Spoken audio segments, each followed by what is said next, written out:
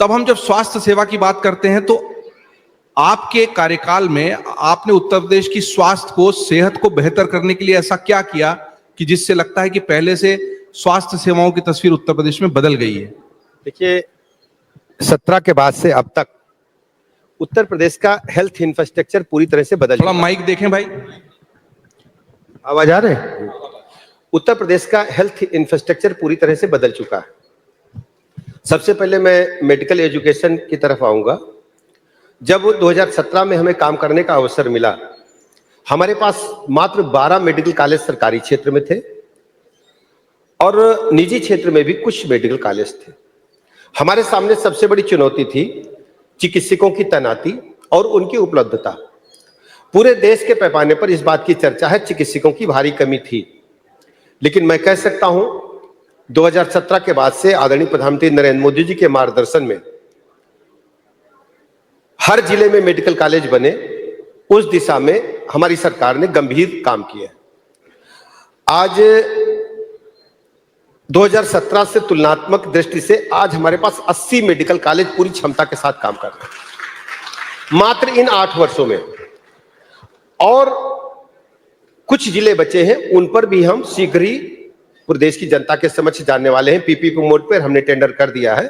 कुछ जिलों का एग्रीमेंट हम करने वाले हैं, शेष का भी कुछ समय बाद हम करेंगे।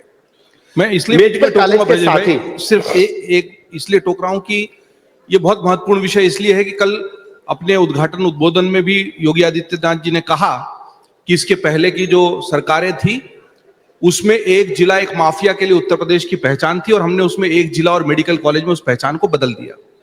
अखिलेश यादव जी इसी मंच पर थे और मैंने ही उनसे पूछा कि भाई इस तरह की बात कही जाए, तो उन्होंने कहा कि नहीं, मेडिकल कॉलेज या तो बने नहीं है, बने हैं तो अधूरे हैं, उसमें डॉक्टर नहीं है, मशीनें नहीं है, वो काम नहीं करते हैं। उन्होंने जौनपुर के मेडिकल कॉलेज का यहाँ पर मंच से नाम लेकर उदाहरण दिया।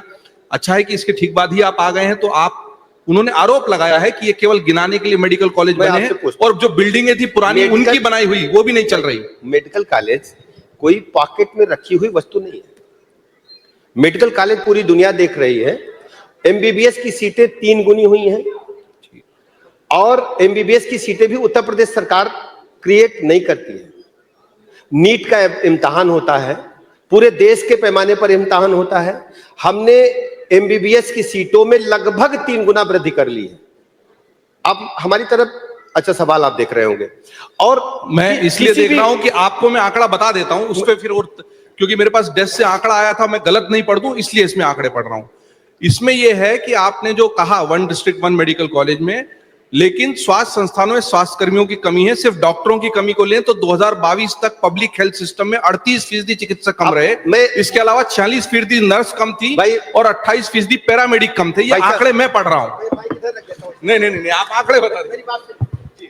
जब आप कोई नई कंपनी शुरू करते हैं तो क्या करते हैं कि पूरी कंपनी वो 5 स्टार रैंकिंग में फर्स्ट डे से हो जाती है क्या? अगर अमर उजाला का प्रकाशन 48 में शुरू हुआ होगा, आज अमर उजाला समाचार जगत में बट वृक्ष है। 48 में क्या स्थिति रही होगी बताइए जरा मुझे, आप बताइए। आप ये कह रहे हैं कि शुरुआत है और इसमें वक्त लगेगा? हम नहीं, आप प्रदेश की जनता से पूछिए। वैसे 48 में अमर उजाला की क्या स्थिति रही होगी?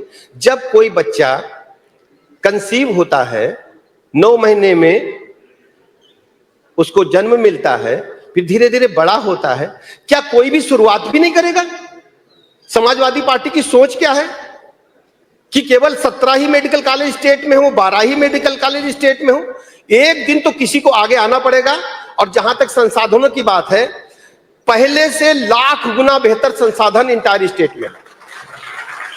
समाजवादी पार्टी के शासनकाल में, मैं तो आरोप लगाना नहीं चाहता, लेकिन आपने छेड़ा है तो मैं कह देता हूं। देखिए, उन्होंने कहा, मैंने तो आपके सामने मैं स्पष्ट कर दे रहा हूं, प्रदेश की जनता को खुद जाकर के मौके पर देखना चाहिए।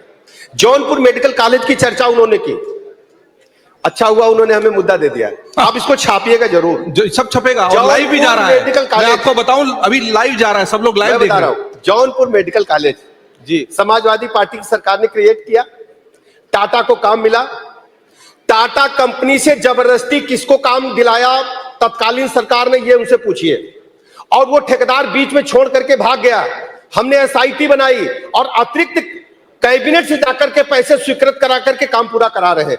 ये जनता के पैसों को लूटने के लिए प्रोजेक्ट लाते थे, हम प्रदेश की जनता के हित के लिए प्रोजेक्ट लाते हैं। आप ये सवाल उनसे पूछिए, और ना हो तो उनको मेल कर दीजिए कि टाटा कंपनी को आपने काम दिया था, टाटा कंपनी से किन यादव जी को काम आपने दिलाया था, यादव जी छोड़ करके काम क्यों भाग गए, आप पूछिए उनसे। और काम किसने दिलाया था? मुख्यमंत्री आवास में पंचायत हुई थी, टाटा कंपनी पर दबाव डाल करके काम लिया गया था। आप टाटा कंपनी के उस समय के अधिकारी को इंटरव्यू करिए इसी मंच पर, और दूध का दूध पानी का पानी हो जाएगा।